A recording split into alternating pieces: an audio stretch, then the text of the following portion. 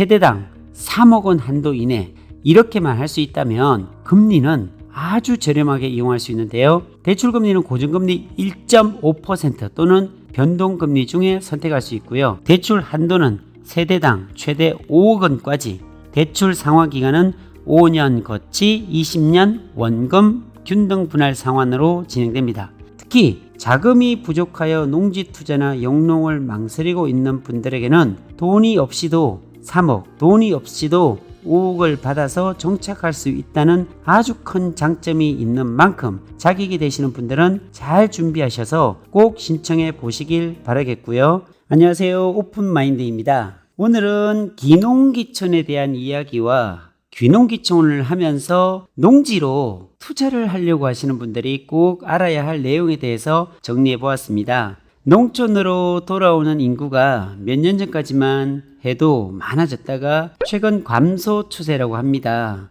작년 같은 경우에 귀농귀촌 인구는 2021년보다 약 7만 7천 명이나 감소했다고 합니다. 그렇지만 귀농귀촌에 대한 관심이 줄어 있다고 보기보다는 귀농귀촌하는 1인 가구의 비율이 상승하기도 했고, 농지법의 강화와 더불어 농촌 사회를 잘 알지 못하고 적응을 하지 못해서 다시 도시로 돌아가는 사람들이 있었기 때문이라고 볼 수도 있습니다.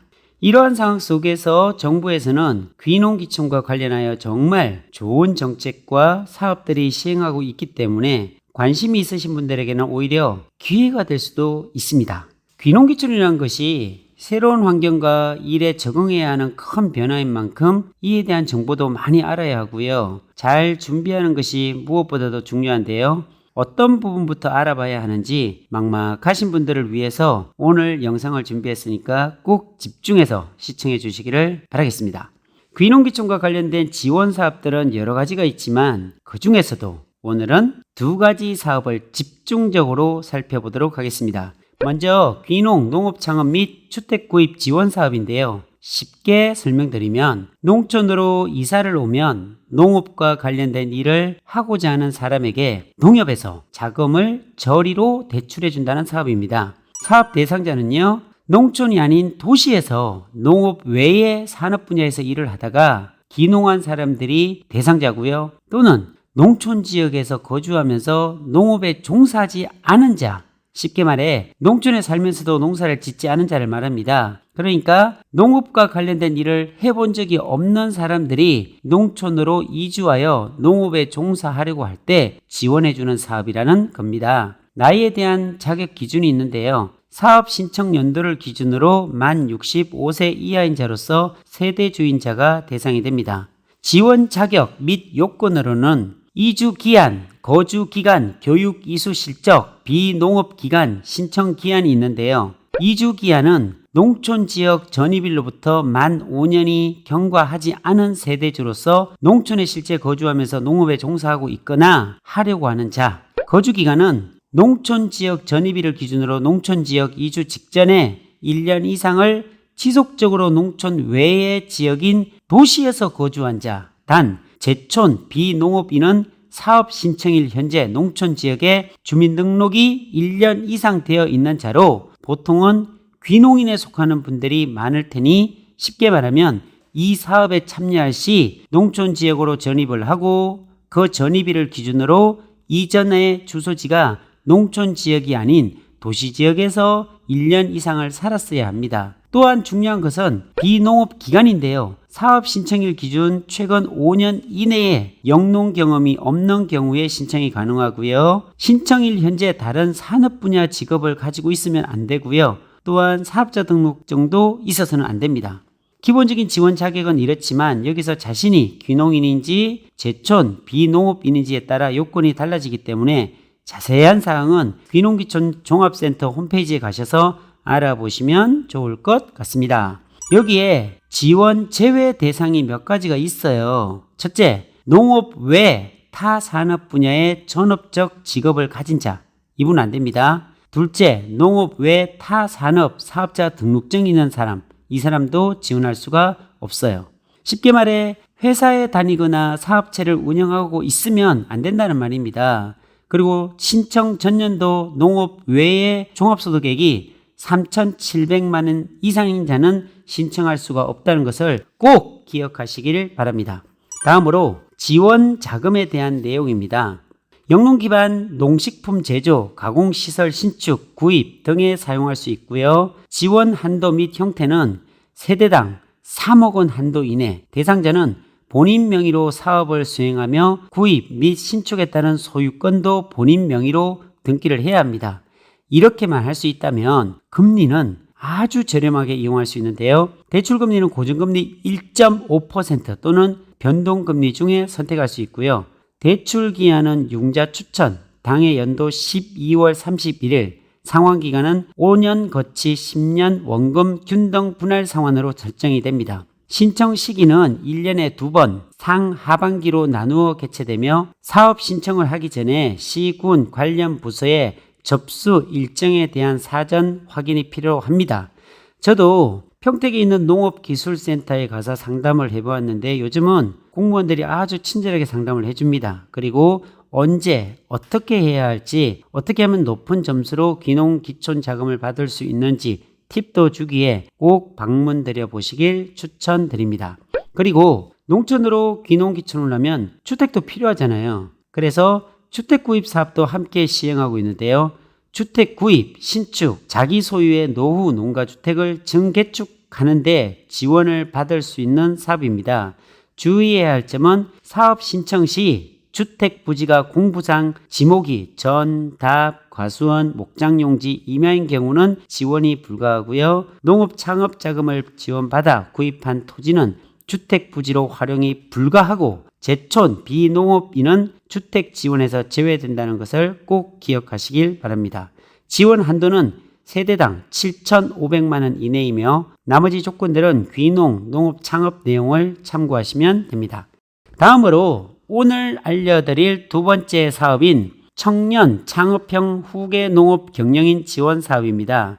농업 발전을 이끌어 나갈 유망한 예비 농업인 및 농업 경영인을 발굴하여 일정 기간 동안 자금, 교육, 컨설팅 등을 종합적으로 지원하여 정예 농업 인력으로 육성하기 위한 사업인데요. 지원 자격은 사업 시행 연도 기준 만 18세 이상에서 만 50세 미만이어야 하고요. 영농에 종사한 경력이 없거나 10년 이하여야 합니다. 그리고 사업자 등록을 하고 사업체를 경영하는 자는 제외되지만 영농 기반에서 관련한 사업을 하고 있는 경우와 대상자 발표 이후에 해당 사업체를 폐업할 경우는 신청이 가능하고요. 회사를 다니거나 농업 외 종합소득금액이 3,700만 원을 초과하는 경우 사업 대상자에서 제외됩니다. 다시 말해 직장이나 사업을 그만두어야 후계 농업인이 가능하다는 이야기입니다. 대출 신청 기간은 후계 농업 경영인 선정 후 5년까지고요. 대출 한도는 세대당 최대 5억 원까지, 대출 상환 기간은 5년 거치 20년 원금 균등 분할 상환으로 진행됩니다. 대출 금리는 연 1.5%, 고정금리 혹은 변동금리로 선택이 가능하고요. 사용 용도는 농지 구입 및 임차, 시설 설치 및 임차, 기타 자금에서 사용이 가능하며 경종 분야, 축산 분야 등에 따라 다르기 때문에 자세한 내용은 농림축산식품부에서 발표한 자료를 참고하시기 바랍니다. 또한 여기에 더해 영농 정착 지원을 시행하고 있는데요. 만 40세 미만 영농 경력 3년 이하라면 정착 지원금을 월 최대 110만 원, 최장 3년까지 받을 수 있다는 것을 기억하시면 좋겠습니다. 이것도 쉽게 말해서 40세 미만인 청년이 후계 농업 경영인이 선정되면 3년 동안 월 최대 110만 원씩 지원을 받을 수 있다는 말입니다. 이것은 젊은이들이 초기에 농촌에 적응하기 어렵기 때문에 청년 후계 농업인에게만 지원되는 사업이라고 생각하시면 됩니다. 오늘은 귀농귀촌과 관련하여 내가 농업에 종사하고 싶지만 충분한 자본이 없을 경우 나라에서 어떤 실질적인 도움을 받을 수 있을지에 대한 정책을 알아보았는데요.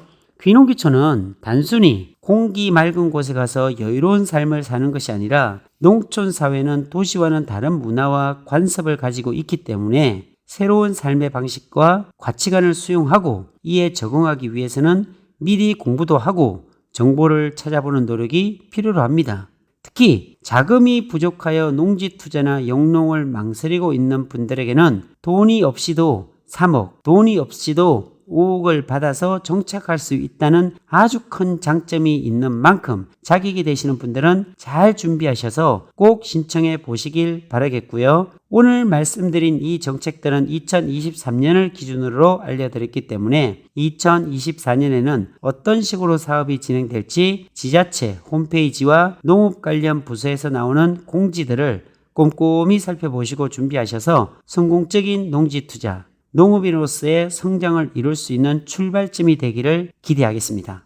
특히 이런 농업 지원 정책으로 인해 돈이 없이도 3억, 5억을 지원받을 수 있다면 기왕이면 농지를 살 때 성장하는 지역, 호재가 있는 지역, 개발이 진행되는 지역에 가서 귀농귀촌하면서 농업에 종사하다 보면 지원을 받아서 산 땅값이 상승하는 효과를 충분히 누릴 수가 있습니다. 제가 알고 있는 어떤 분도 귀농귀촌에서 농업 지원 사업으로 땅을 샀는데 솔직히 농사를 지어서 번 수익보다 땅값이 올라서 번 수익이 더 크다고 합니다. 그렇다면 어차피 귀농귀촌할 계획이라면 발전하는 지역 선정이 투자로 본다면 아주 중요한데요. 내가 귀농귀촌을 계획하는 곳에 어떤 호재가 있는지 충분히 알아보고 귀농귀촌을 결정하라는 조언을 드리고 싶습니다. 오늘은 여기까지입니다. 감사합니다.